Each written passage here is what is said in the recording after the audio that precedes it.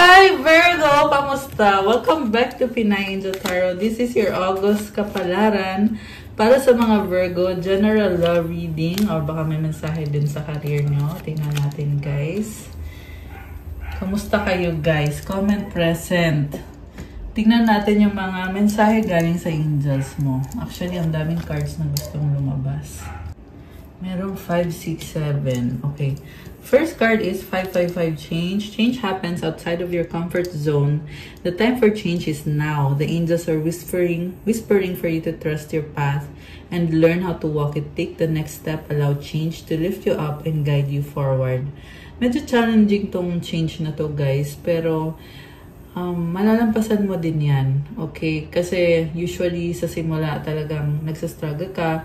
Pero along the way, nagkakaroon ng improvements. And feel ko nga dito, kasi merong 5, 6, 7 eh. So, lumi-level up si Virgo. Yan yung nakikita ko sa energy mo. Basta gawin mo lang daw, take the next step. Kasi patuloy lang yung pag-angat mo. And affirmation, I release all that no longer serves me as I'm guided to move outside of my comfort zone and let the change in. So, kung ano na yung mga nangyari na, release mo na daw. So, 666 reflection. When you allow time for reflection, you allow yourself to see where inner shifts are needed. It's time for you to look at your beliefs and ask, is this serving me or is it time for me to release this? Reflect, refocus, readjust. So, ano daw yung kailangan mong baguhin sa sarili mo? Kasi para magpatuloy ka dito sa pagbabagong to, may babaguhin ka ngayon sa sarili mo. So you need time to meditate on that, to reflect, refocus, readjust. Affirmation, as I refocus on what serves my highest good, I feel myself shift into my highest self. Sabi din dito guys, andyan yung mga angels mo. Oh, 144 angel numbers as I said that. Wow, grabe. So the angels are there and helping you habang binabago mo yung sarili mo and nilalet go mo yung mga pag-uugali na kailangan mong alisin sa sistema mo. 333 potential. Your chance to reach your highest potential is here. Perseverance has gotten you to where you are. You have been through so much. And this guidance is here to show you that you are exactly where you need to be. Affirmation, my potential is infinite. I use my strength as my ally to pursue my highest good. Alam mo, matyaga ka, masipag ka, marami ka na ding pinagdaanan. Kaya, yung potential mo, sabi dito, your potential is infinite eh. So, ibig sabihin, marami ka mang challenges na pinagdaanan, nababago mo yung sarili mo. You can replenish your energy. You can start all over again. So, comment 333 to claim. This is also the energy of abundance. Kaya I feel like you are parang ano tinitingnan mo kung paano mo ba gagawa ng paraan yung mga bagay-bagay. Yan yung energy mo. Okay, and comment, claim potential. 777 alignment. Your progress is recognized and alignment is here. It's within your reach. The whisper is reminding you to stay the course and feel source working through you. Your gifts are being recognized.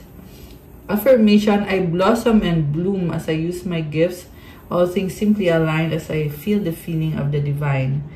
So, patuloy ka lang kasi nagpo-progress ka and stay the course daw. So, dire-diretso ka lang. Okay? Ano ang mga energies connected sa love connection ni Virgo? Tingnan natin, guys.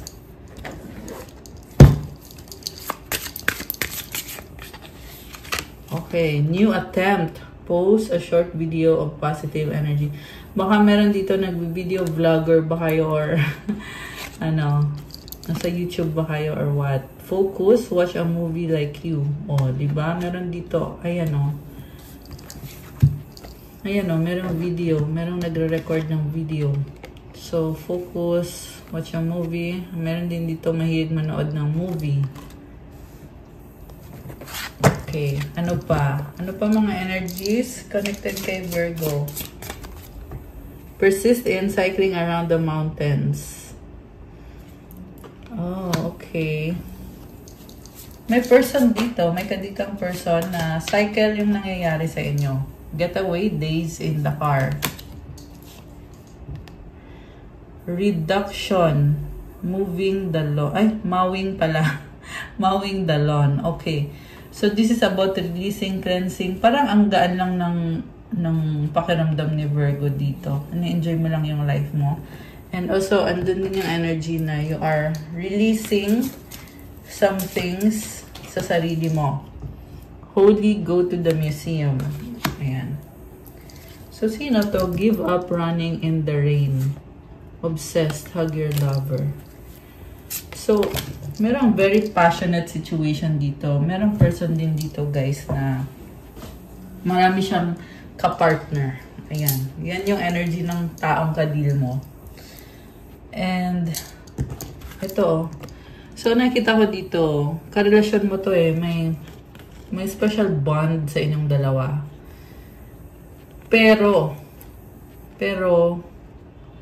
meron kasing red rose eh. Anong nakita ko dito is, merong energy ng ibang tao. So, this is a person na, kunyari, okay kayo ngayong araw na to. And then, nag-entertain din siya. The next day, may iba siyang in-entertain. Okay, sino yung give up running in the rain? Okay. So, tingnan natin sa tarot. Ano bang intensyon nitong taong kadil ni Virgo? Tingnan natin, guys.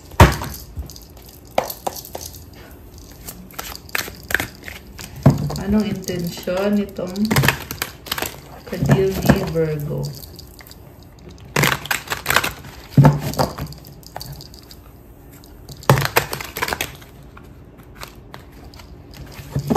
Okay. So we have death. Oh my gosh. So this is an ending. Hindi kayo okay. Ano nangyari? What crosses this person is 8 of Swords. Okay. Nakatrap. May nakatrap. 3 of Swords. Okay, this is a third party situation. Alam mo, I will tell you straight na may iba siyang gusto. May iba siyang mahal. Strength sa bottom of the deck. Hindi niya sasabihin sa'yo. 4 of Swords. Eventually, mawawala na lang to sa buhay mo. 5 of Pentacles. Remember, this is a general reading. Hindi sa lahat magre-resonate. So, sa bottom of the deck, si 4 of Wands. Okay, may nangyari sa inyo. It's clearly showing me. Kaya ka umaasa sa kanya kasi may nangyari sa inyo. Pero hindi yan yun. Siguro feel mo na talagang destiny mo tong taong to kasi intimate kayo, very sexual, very passionate, ganon. Pero sinasabi kasi sa akin eh na hindi. Ayan oh. Baka may kadit kang Scorpio, malakas din dito ang air sign, Gemini, Libra, Aquarius. Merong energy ng Leo. May konti ng konting earth sign, Capricorn, Taurus, Virgo. Ang pinakamalakas ngayon dito is air sign, Gemini, Libra, Aquarius. Virgo, guys ha, hindi to sa lahat magre-resonate, pero ito gusto kong sabihin kung kanino to tumugma yung reading na to. Sinasabi sa akin dito na this is a third party situation and while you are bonded with this person sexually, pero walang pagmamahal dito, guys. And ending na eh. Sabi dito, ending na eh. So, ibig sabihin, pwede kasi to na hindi na maganda yung relationship nyo. Hindi na okay. Pero, patuloy pa rin kayong nakikipag-ano dito sa taong to. Nakipagkita, nakipag-usap, kung ano man ang ginagawa nyo together. Meron dito magkasama sa isang bahay. Basta merong sexual na nangyayari sa inyo. So, itigil nyo na yan. Kasi, nahihirapan ka lang. Meron din ditong money situation. Siguro nga, you are tied to this person. Kasi may energy dito na hindi makaalis itong taong to. Kasi, dahil sa pera, or sa trabaho, or sa pangangailangan. Okay, there's a certain need. And, ang nakita ko, itong person na to, broken siya eh. broken siya, may nangyari sa inyo, pero yung dahilan ng pagiging broken niya ay ibang tao. So, may iba siyang gusto, may iba siyang mahal, nakakaloka. Ayan o. Ito, Five of Pentacles, may nawala sa kanya. Hindi sila okay kung sino man tong taong to. Na, mahal yan nitong taong kadil mo. Ayan. So, Ace of Cups, Nine of Wands. Okay, hindi na kayo okay. Nag-aaway na yung nakikita ko dito. Tsaka, so, may lumalabas na bagong simula. So, pwede din tong, guys, sexual situation. Yan yung nasisense ko dito sa reading mo ngayon. And, ikaw naman, may nakaharang ka eh. Binablock mo tong taong to. So, nakaset yung boundaries. So, siguro, ang iba sa inyo may anak kayo, kaya may obligasyon tong taong to. And then, King of Pentacles, and the outcome is the Hanged Woman. So, merong nagbago ng isip tong taong to. Kaya ka umaasa kasi pinaglaban niya yung relasyon nyo. Dati niyang pinaglaban. Okay? Pero ngayon nagbabago yung isip. Yan yung nakikita ko. So, kung kanino man nagre-resonate itong reading na to, comment nyo dyan, guys. Kasi this is very specific. The Sun, Two of Wands, the Tower, King of Wands. Okay. Parang gusto makipag-away. Naliliwanagan siya na gusto niyang baguhin yung sitwasyon niya o yung buhay niya. Ayan. Kaya, mukhang nag-aaway na kayo nitong taong to kasi hindi na masaya. Pero may connect pa rin. Nine of Pentacles. So, feeling single itong taong kadil mo. Five of Cups and the Ten of Wands. Okay. May problem sa finances, burden, hindi masaya. Pangit na energy. So, Ace of Pentacles, Ace of Swords. Knight of Wands. Okay. Justice. So, tinatry niya magsimula ulit kasi gusto niya ng harmony. Okay. So, ang nakikita ko sa taong to, hindi niya kaya na magulo yung sitwasyon or hindi niya kaya yung merong nag-aaway-away. Okay. So, parang ganun yung dynamics niyo eh. Kasi ayaw niya ng away. Kaya, magkakaayos kayo. Pero totoo niyan, hindi na okay. Hindi na kayo okay. Okay. So, ano ngayon ang outcome para kay Virgo? Pagod ka na eh. Sabi dito, pagod ka na. Six of Wands. Pero, ayan, pinipilit mo pa rin. Pinipilit mong lumaban. Gagawan mo ng paraan. Three of Pentacles, Eight of Cups. Seven of Swords. So, ang masasabi ko lang dito, you need to heal yourself. King of Swords. Focus ka muna sa self-healing mo. Okay? Kasi pagod ka na, although surviving ka naman, optimistic naman yung energy mo, kaya lang feeling mo mag-isa ka. Kaya ka naging madiskarte. Okay? Yan yung nakikita ko for you. Merong travel or pag-uusap. Okay. So, yung iba sa inyo may anak. Ayan, yan yung nakikita ko dito. And, pinoproblema nyo kasi mukhang napapabayaan na or baka nadjudge ka na tungkol sa anak mo. Okay. Anong outcome connected dito sa taong to? The Magician, the Empress, the Ten of Cups.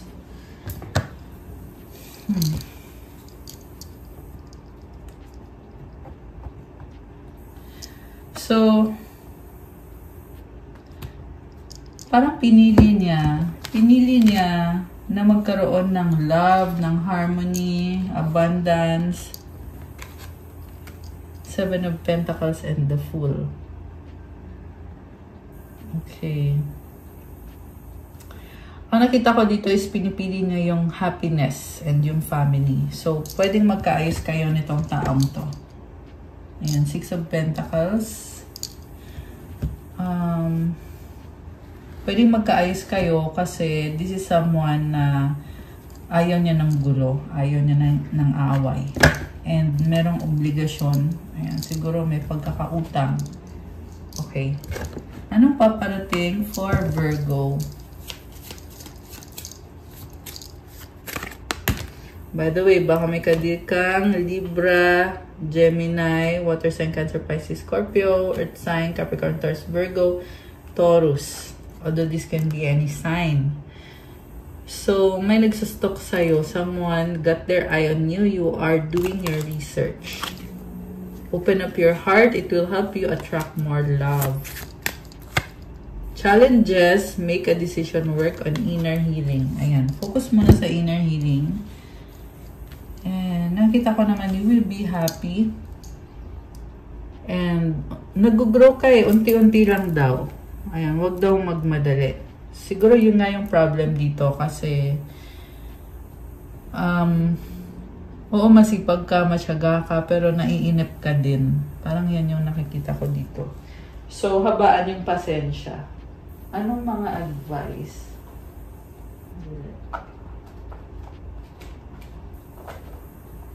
Advice for Virgo.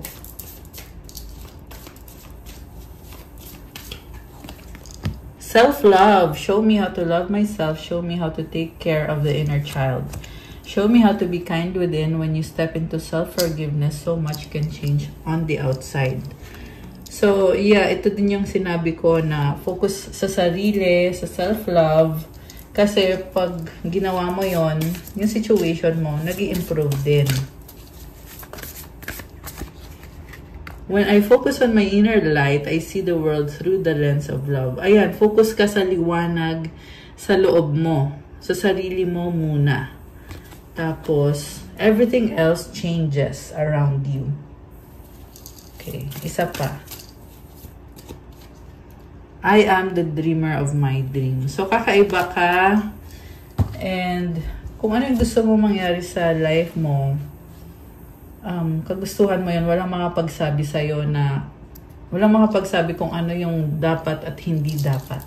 Kasi ikaw mismo, alam mo kung anong gusto mo para sa sarili mo. Ayan. Okay, guys, that's all for our August Kapalaran. Para sa mga Virgo, thank you for watching. Please like, comment, subscribe, hit the notification bell. For private readings, message me sa Viber or sa WhatsApp. Nasa description box pa yung contact details down below. Check out my Instagram and pa-follow din po. Thank you, Virgo. Have a good day. God bless you. I'll stay safe. See you again soon. Bye!